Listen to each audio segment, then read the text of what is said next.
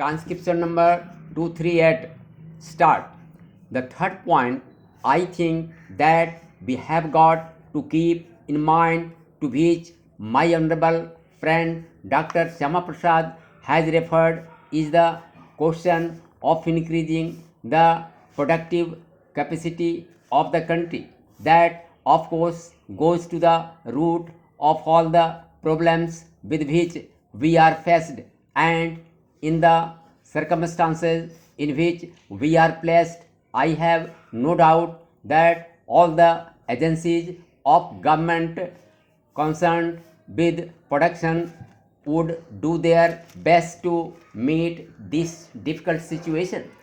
Suggestions have been made by honorable members to the effect that there should be a suitable machinery which would enable government to take into confidence representatives elements of the house, so that the proposals which government have in hand might be formulated and might be implemented with their assistance. Government have decided to appoint a committee and ad hoc committee for the purpose of considering that measures should be taken to meet the problems created by devaluation, and also to determine whether adequate progress is being made in the matter of implementing these proposals from time to time. Government have accepted the proposals made by honorable members to that effect, and I hope with the approval of the Deputy Prime Minister to make a very early announcement of the composition and terms of reference of the committee. There are just one or two other matters that I want to refer to. There has been a great deal of reference during the debate to the question of our relation to sterling. Although honorable members like Professor Ranga were prepared to admit that formally now there is no such thing as a link between the rupee and the sterling, circumstances are such that there appears to be a link which we are not able to get away from, and I have no doubt that what he has at the back of his mind is that since all this trouble arises from the fact that the greater part of our trade is with the sterling area, it is necessary that we should reorganize our trade in such a manner that the sterling area will not dominate our foreign trade to the extent that it does now. The difficulty about that is this: as Pandit Thakur Das Vargava said in his speech yesterday, you cannot get away overnight from the commitments which history has made for us during the last many years. It is a very difficult thing to build up trade connections, but it is a quite easy thing to destroy them, rightly or wrongly, for purely accidental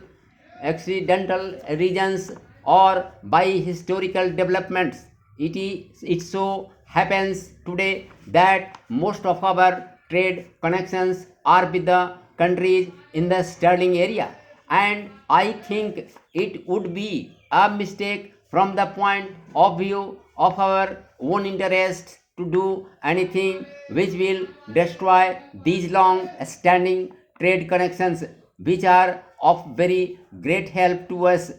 What we might do in order to achieve the kind of objective that honorable members have in mind is not to reduce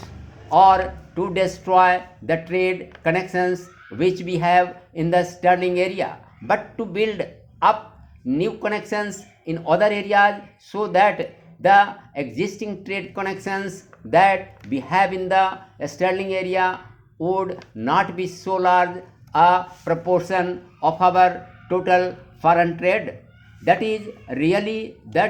direction in which we ought to move. There is one other point I want to raise, that is a point which Mr. Munshi mentioned, that the circumstance which seems to stand in the way of increasing production in the country, of helping progress on saving and investment, is the way in which the income tax administration of the country is doing its job. I have been in very close touch with the subject because of representations I have had from various quarters, and my own feeling is that the officers of our income tax department, engaged as they are in an extremely thankless job, are trying to do their best in order to bring about a better tradition in this matter.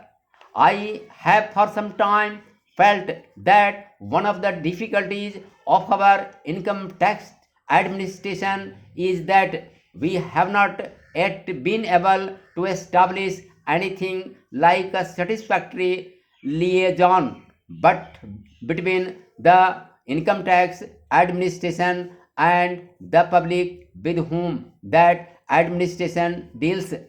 In other countries, I think there has been a great deal of development by research in the matter of cultivating satisfactory relations between those who collect income tax and those who pay it. It is one of my objects at present in regard to the question of income tax, that we should have some kind of organization which will give our officers in the income tax department the right attitude with regard to the question of dealing with the public.